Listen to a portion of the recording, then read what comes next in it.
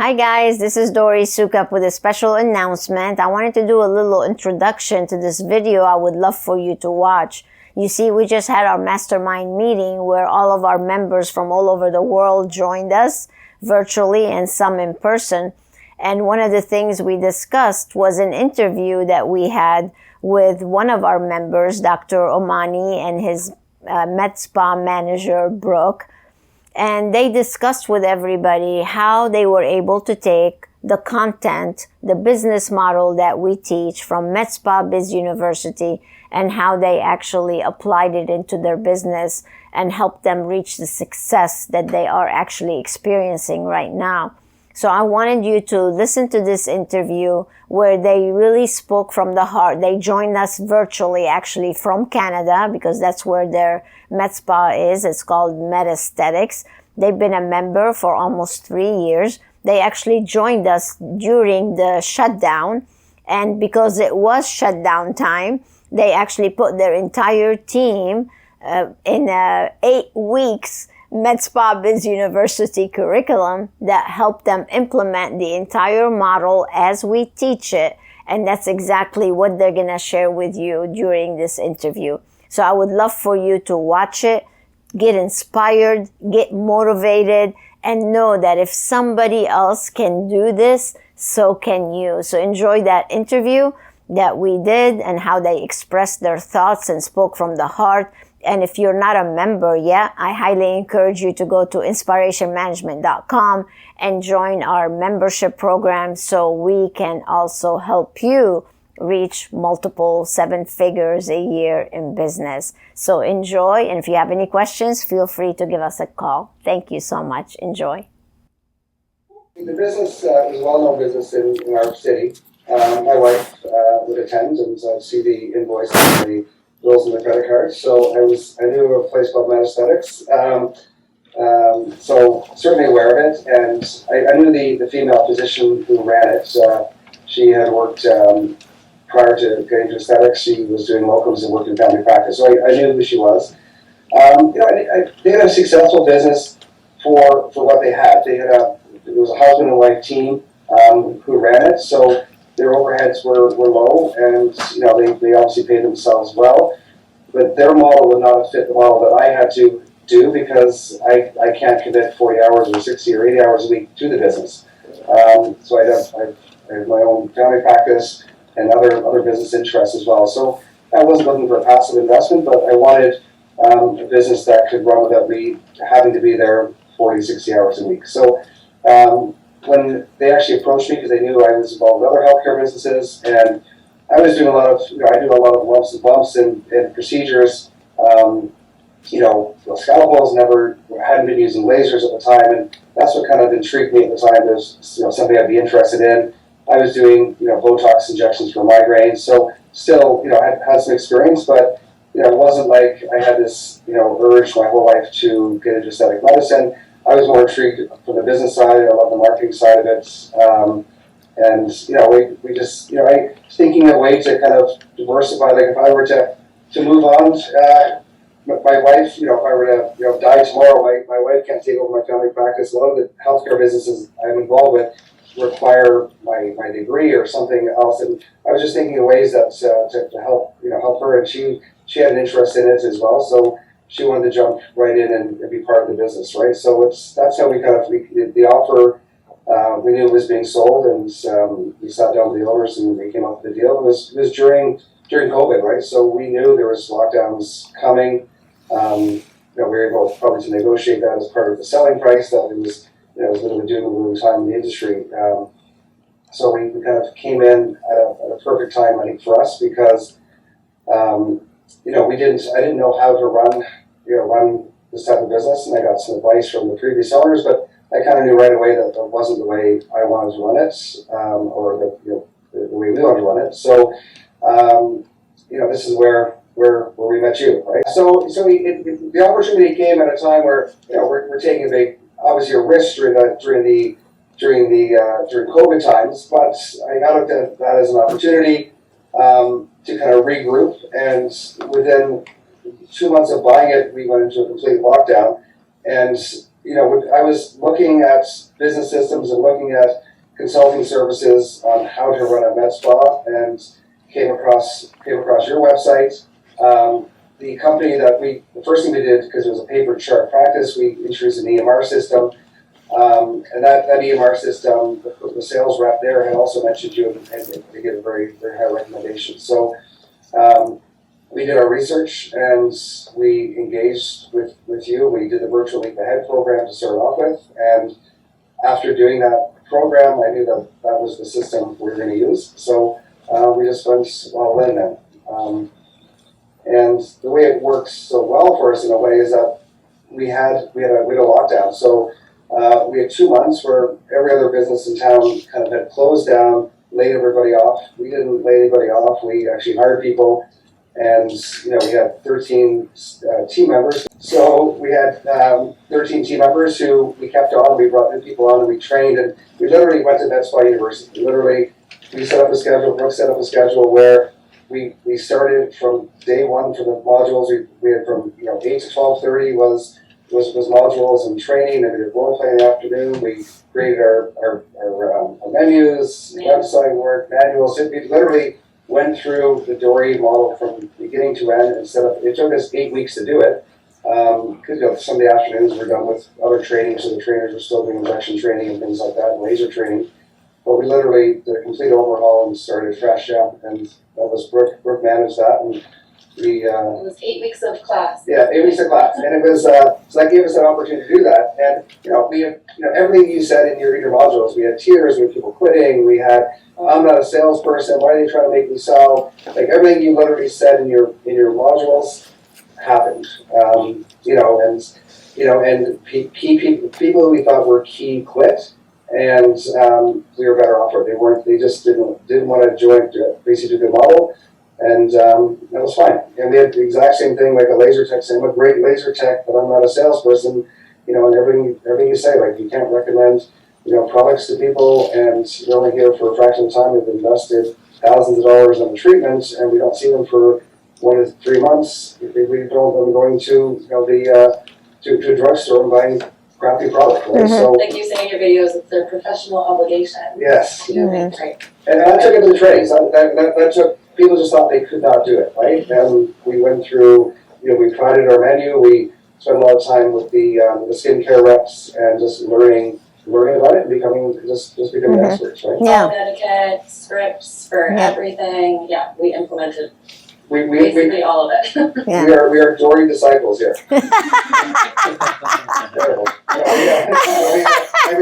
We literally, everybody hearing Dory's voice, and they're saying Everybody knows Dory. We joke, like, did anybody dream of Dory last night? Like, you hear her voice, right, in the background. We literally did the whole program. And That's funny. And initially people were saying, well, maybe we don't need to do that, and, let's do our own Dory version. And, we didn't, because Dory said not to, but I mean, also, we realized a couple of things we tried to modify ourselves, and we found it wasn't effective. So, like, we just stuck to the model, and it's, that's not, I'm somebody that's, it's not like I'm buying a franchise, and that's the way I'd like to be an innovative thinker and be creative, but I already have somebody being creative for me, right? So Dory's being creative, she's coming up with the ideas, and I don't need to come up with something new, just say it was my idea, like this, all the ideas that worked, like the membership program. Tell them what you did tell them what you did with the membership during shutdown. Yeah, so I mean, for us, we started. I mean, we started it all during that. So unfortunately, we didn't even. So the previous model, they did 2 big sales a year. We sold hundreds of thousands of dollars in these open house sales. But all the clients just waited for a sale twice a year. They knew it was going to be coming, and they would just They didn't spend money. They didn't spend money without buying it in the sale, and they were hugely discounted treatment. So when we bought the business, we bought hundreds of thousands of dollars of pre-sales, right? So that was a big all these prepaids, and people were used to, hey, my BBL was $100. Like, it's not anymore. It's like, but we have a membership program. So we introduced the membership program basically right away, and it was, it took some getting used to, but it's a sale 12 months a year. We were able to customize plans for people that wasn't just based on what was on sale that month, or what came up in basically the open house, or the 12 days of Christmas, or whatever the previous owners were doing. We were able to sit down and bring customers in, do their optical leads, come up with a customized plan, transition it to the membership program. So The sacred system. Yeah. So we did everything. Like, we hired a consultant. Like, we hired somebody, she's a nurse who worked for another aesthetics company, wasn't a nurse who was aspiring to becoming an injector. She actually liked the consult process, so she was the perfect person, right? So her job is still now does consultations all day long and manages the membership program to make sure that every member has an upcoming appointment, that every member doesn't have more than a couple of months of spending our money in their account unless they have something planned. So we went from obviously no members, we looked at just now we have 450 members now. So we're losing over $1 billion a year of guaranteed membership revenue, and it's growing. So this is coming from a totally different model, where and our members love it. We do member appreciation events. We have a lot of member swag. Everybody in town in our city they love our hats, we have our gym membership program. Melissa, John's wife, is extremely creative, and she was like a client, an ideal client before buying the business. So she, gets all the ideas for the membership swag, and she makes amazing things like hats and blankets and coasters, and we switch it up by seasons, and they get a sign up bag, and it's like people love it. Yeah, so all the stuff Jerry talks about, they get their chocolates, they get. We don't kind of. We have a scent. A scent, yes. Dory said to make sure we have a scent. That took us about a year to find and agree on a scent. Yeah. But all the stuff that just something that's a kind of ritual. They come in and they get their fancy chocolate and they get a water bottle and they just they're made comfortable and they come in. It's So our membership program has been a great success for us, and it obviously helped us because we've had a couple more shutdowns and kind of semi-shutdown since then, and to have that membership money still guaranteed to come in, and we didn't lose our members, which was great as well. Right? We did a curbside pickup for skincare. We would do virtual consultations when we couldn't have people in the clinic for skincare. And so it helped. Hopefully we never want to go back to that again. But it's certainly what it does though is it helps us. It helps people invest in themselves and actually get the results. So they have the money there. They know what they're going to be putting into their personal image fund. The personal image fund, and they're happy to spend it. So we just thought it would obviously a lot of trepidation starting off like, will they do this, right? And there was a lot of hesitation from the team. Of going from 2 big sales to people doing a monthly in the membership, but it took off and cleared it. Working. And the people who weren't on board left, and they actually left on themselves. So they just didn't feel part. They just could not fake it anymore. They just left. And we came out with a stronger, more refined team. And we do our VPGs and we'll tell you about our coaching, but we've again we're very all over that, and we have monthly coaching sessions. Yeah, the one thing that you do is you run it like a business, like it's supposed to be. And having Brooke monitor the numbers and have those meetings, like when she comes to a meeting with me, all 3 of them, they come, and she has an agenda, she has all her numbers laid out, we know what we're going to talk about, what they did well, what do we need to improve. We review their marketing material. Those are all things that they come totally prepared. And I have to say they're probably the most prepared people for a coaching session that I actually work with. And it's just truly a pleasure to experience that with them. And Brooke, you do such a great job with you and Parker and really the whole team. You're like the glue, I think. There. She's great. I wouldn't have done this, before we start, I approached Brooke before we bought the business, so I tried to put together a team, to make sure I was confident to actually make the investment. Sean's very good at hiring. Yeah, he is. To keep our team, and we've learned that we've done other, we've done management courses together, There's a healthcare consulting company that just helps you with your management styles, doing our Colby's, knowing our strengths and weaknesses, and in the different way we approach problems and start. So we actually do complement each other very well. But yeah, we've taken, we've read Napoleon Hill. We've done just picking up on different things different things that Dory would mention in her talks. And okay, what is this? Who's this Napoleon Hill character, right? So I'm fascinated by him, right? So that's these are just it's we're always listening. You're always on, when in the gym, we're listening to either Dory or listening to other business systems and inspirational talks, and just keep motivated and thinking all the time. So one of the biggest challenges everybody was sharing with us today is marketing. And my whole thing is try to bring in an internal marketing person instead of just hiring an outdoor. Tell us how that has changed your business by having Parker be part of the team and be internal. Well, it's amazing. So It's a game changer. we started. I mean, we started off. I had a colleague who I worked with other businesses who, he didn't know the business, but he approached it saying, "Well, marketing, and doesn't matter what the product is. I can market and sell anything." And he was wrong. I mean, it's. Are we taking some pictures? You spend a lot of money with consultants and people who just who are great at. I mean, the reason they're good sales and marketing is because they can put together a good pitch. Look at they actually delivering in time. They didn't, and they cost us a lot of money. We're paying $10,000 a month in marketing costs and just consulting fees and everything else like that. But we built a lot of good things with them. We have some really good polished, like a brand video, a membership video, testimonials, thanks to them. But they did some great work. But bringing Parker in house, I mean, he just lives in. He knows everything. He'll be looking at the lead gen form. He knows he's reacting to he's seeing what campaigns are running, what's working, what's not working. He's constantly down here doing videos, doing our posts. He's just part of it. He has a plan. He has an agenda. He has a calendar of events for the year.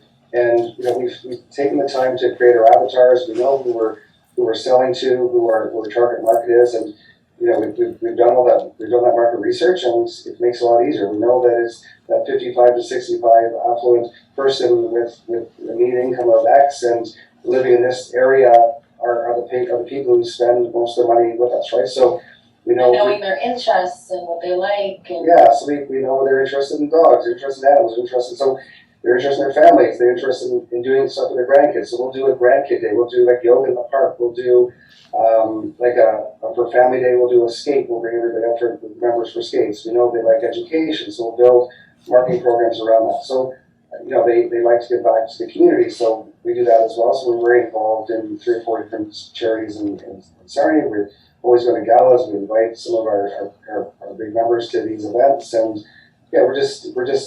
we know what they want, and we try to engage them with that. And they want they want education, they want knowledge. They don't want to feel like they're being sold to all the time. So we don't do that, right? So we've taken the time to find out what they want. We've interviewed, probably over 100 members and done questionnaires with them just to find out what actually appeals to them and what they like. So very nice. Part of what we do. But so that's all stuff you can do with an internal marketing team, and just be there to do testimonials, to do videos, just to be listening, constantly getting to be feedback. here and knowing like the pace of the place is just different than having like an external team that doesn't know our clients, doesn't know the feel of the clinic. Like it just helps to have Parker here every day. And it actually saves money too. I mean, Parker's salary right now is less than what we were paying for an outside consultant, and things get done same day. Right? Exactly. So it's not, and we have meetings every day with them, right? So I'm gonna have to. This is my call. All right. Thank you so much for being with us. Good luck. Good luck with the baby.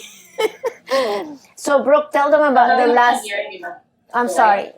Tell them about the last. Can you hear me now?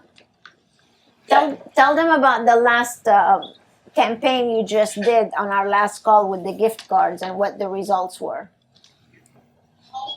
The last campaign that we did, with the gift cards. We did, again, another Dory idea. We did a bonus cash offer. So basically, with the gift cards, you get an additional gift card. So if you buy like a 500, you get an additional 50, and then there's different denominations. And we literally followed everything to a T. So, the external gift card is to be redeemed in a certain time period. not to be redeemed during the promotion. And it went really, really well. We've now done it a few times. Every time we're just refining it. Like Dory said, when we have our meetings with her, we do, we come with a plan. And we had a look at the last time, and, she suggested that we take out a few denominations that maybe weren't so popular, and implement maybe a couple rules. And we did that, and every time it seems to get better.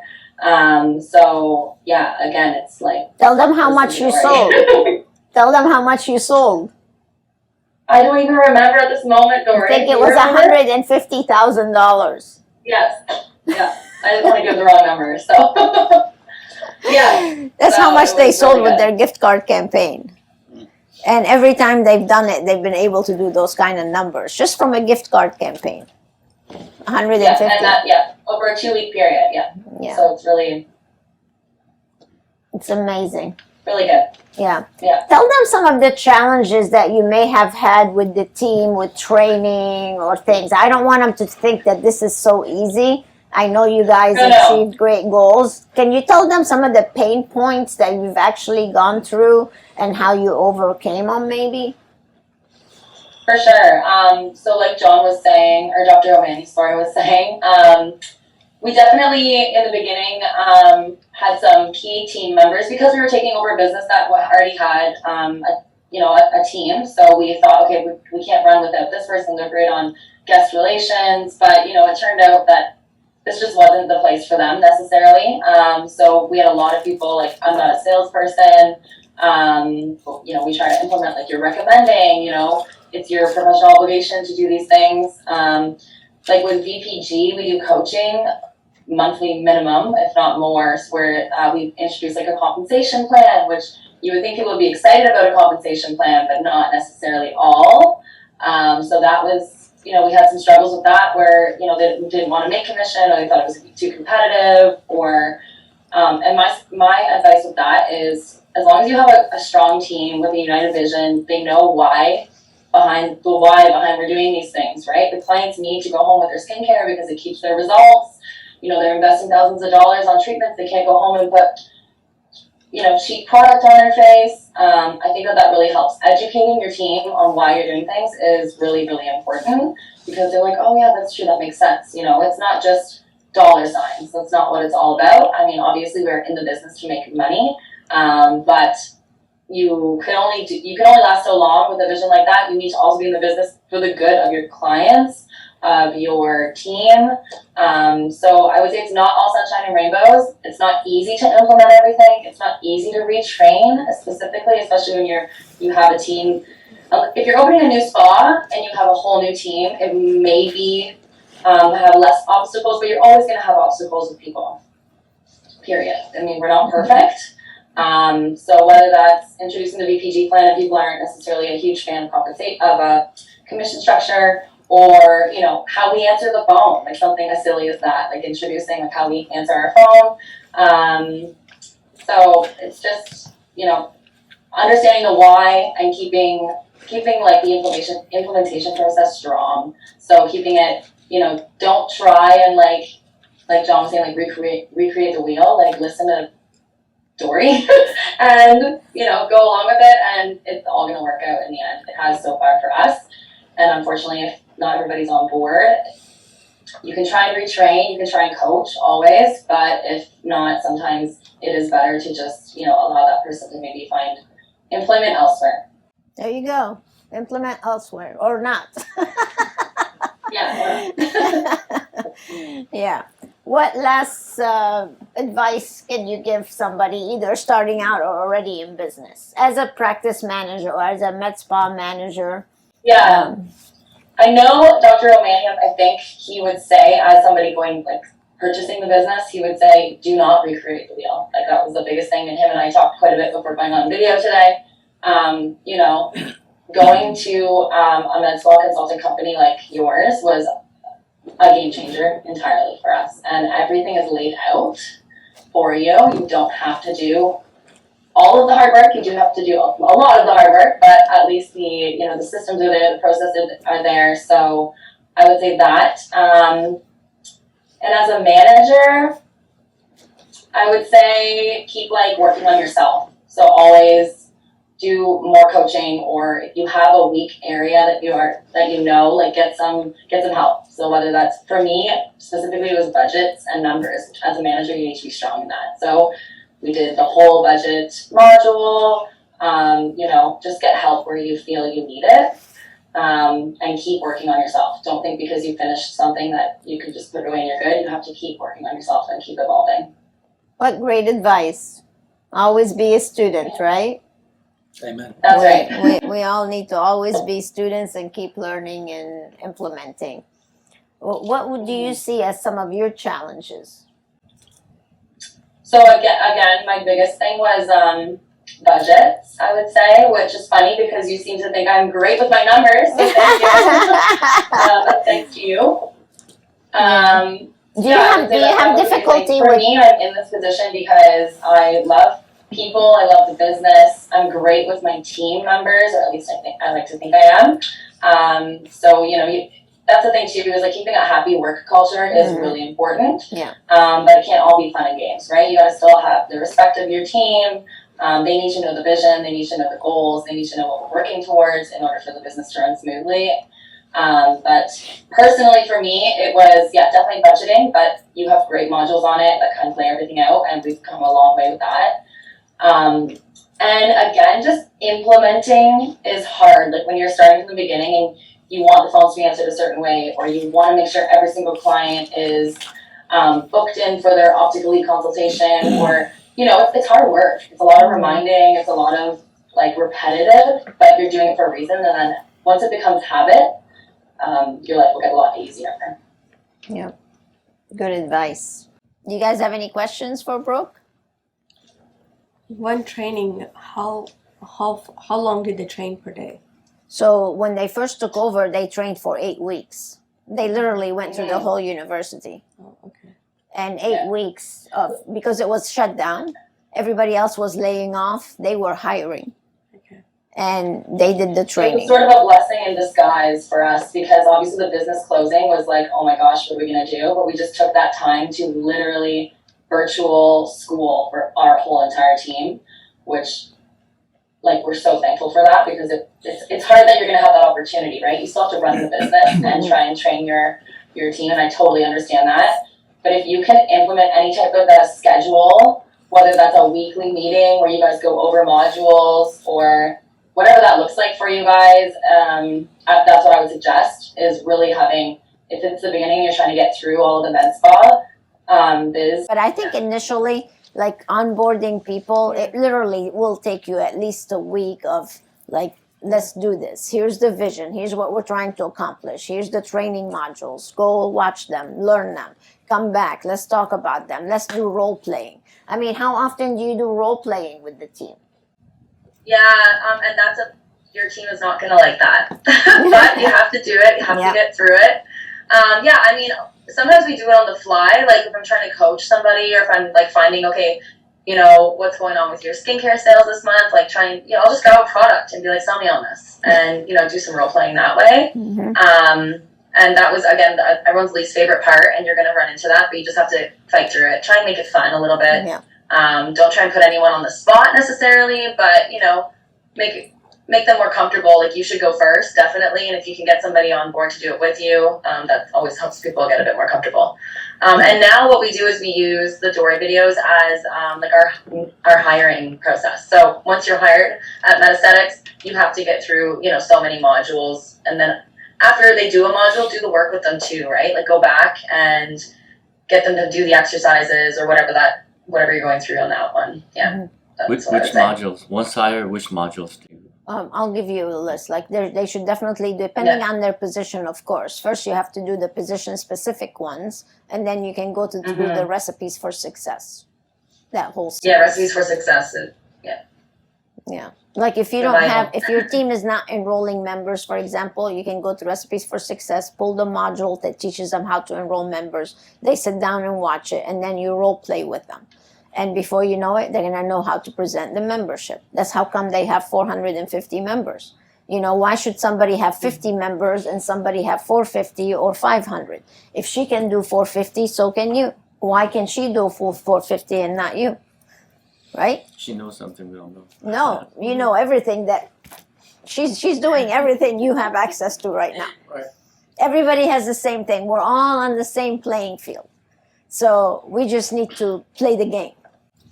And playing the And to give game, you an idea, our community is about 70,000 people. So we're not a big city. 70,000. And how many millions? Like, are you going to do like 3.5 this year, if you don't mind me asking? I believe we're trending upwards of 3, I believe. Yeah.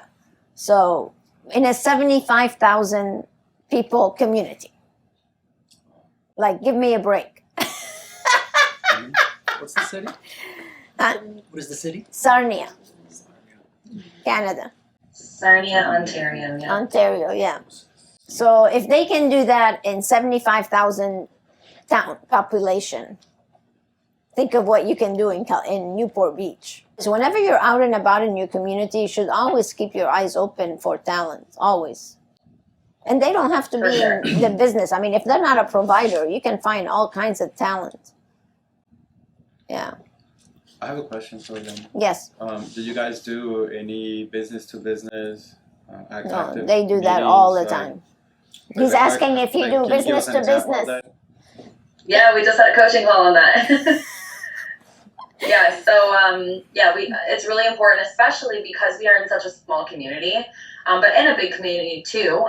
So we do a lot of charity work, which is not necessarily business to business, but then we are working on partnering with, like we're trying to do a bridal campaign, so we're going to partner with a local photographer who does a lot of bridal shoots, a florist. Again, you want to go to businesses that are going to help you, expose you to an audience that you may not have been exposed to, but that would be great clients for you.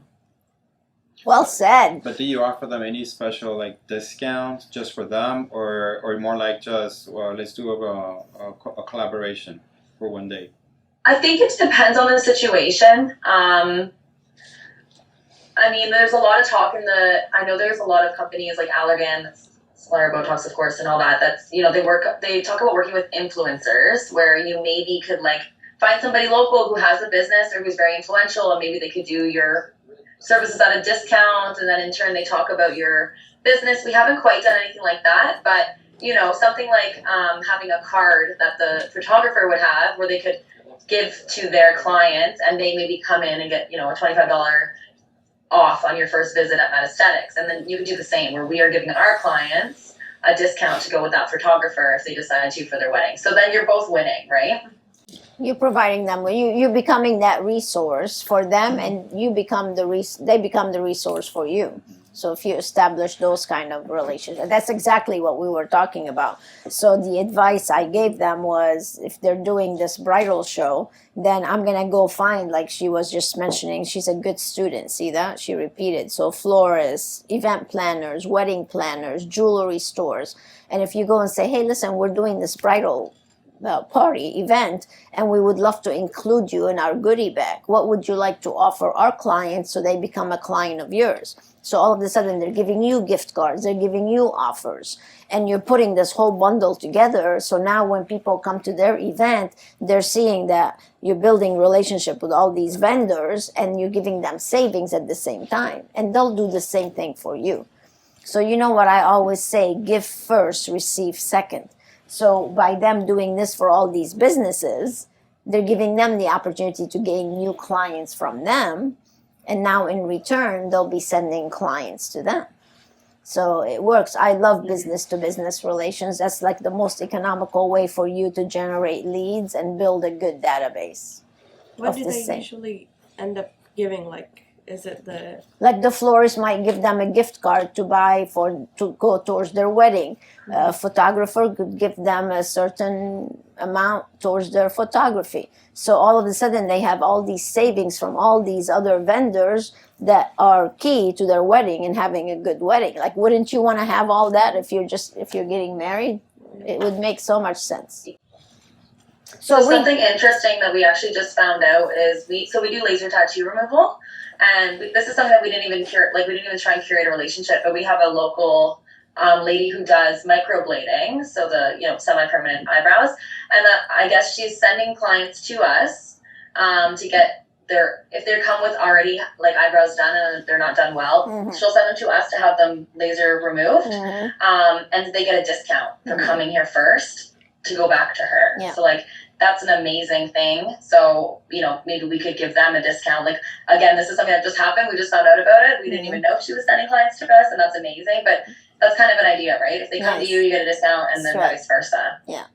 It's a first visit offer, which is great. It works with every other business that you can actually create. And that's important to be a first visit offer, because you don't want to offer it all the time. Right. Any other virtual questions, Tara? We had a question about gift card campaign. Not sure it's definitely directed towards Brooke. Would a gift card campaign be a good way to start generating income and promote a new business before you open? Absolutely. Yes, for sure. And then there was one for Dr. O'Mani, but he left, just saying, as a busy physician getting into doing aesthetics as well, what was the best part he found to be most helpful for him? Did you hear that? I kind of heard a bit of as a busy physician getting into aesthetics. What was the question? Yeah. They want to know what was the most helpful thing for Dr. O'Mani? Well, I can answer that. I can explain. I can answer that one. It's hiring Brooke. Thank you, Joyce. But it's true. He wouldn't, he's still a practicing physician. There's no way. And that's the problem, I think, with a lot of physicians. They think that they can still do the regular job and run a business. You can't do that. There's no way they could have achieved the success that they have achieved without Brooke and the rest of the team, of course. But she's leading she's leading the organization, not him. He's delivering babies. That's what he's doing, right? So everybody needs among many other things. Exactly, and like he said, he has other businesses too. So between his wife Melissa and Brooke, I think you're like the two key people there that are doing the work to make sure the team is trained, make sure the team is implementing, make sure you guys are successful. I mean, he comes to our meeting just to be there and be on the end. But how often do you see him? Yeah, so thankfully his office is 5 minutes down the road, so I make it a point to see him at least once a week, if not things get, because he's still very involved in the business, as busy as that man is. I don't know how he does it all, but it is super important. Yeah, you're only as strong as your weakest team member, right? So, you need to have a strong team. You need to have somebody, of course, a manager, a marketing person. You need to have department leads even, we've started implementing that. So no matter how big or small your team is, you need to have a few key people that are really, they know the vision and they're How many team members do you have now, Brooke? Yeah, we are about 13. Yeah, so it's a good size. Yeah. Yes. Any other questions? They're giving you thumbs up. Any other questions, Tara? No. Okay. Any other questions from our live group? Are you guys motivated now? Yes. Yes. All right, Brooke. Well, thank you so much for being with us. You look beautiful as always. Say hi to the entire team. Say thank you. I will for sure. Say thank you to Dr. O'Mani, and have a great rest of the weekend. Thank you for taking the time so much. We appreciate you. All right. Thank you, guys. Keep up the good work. Thank you. Woohoo! Good job. Bye. Bye.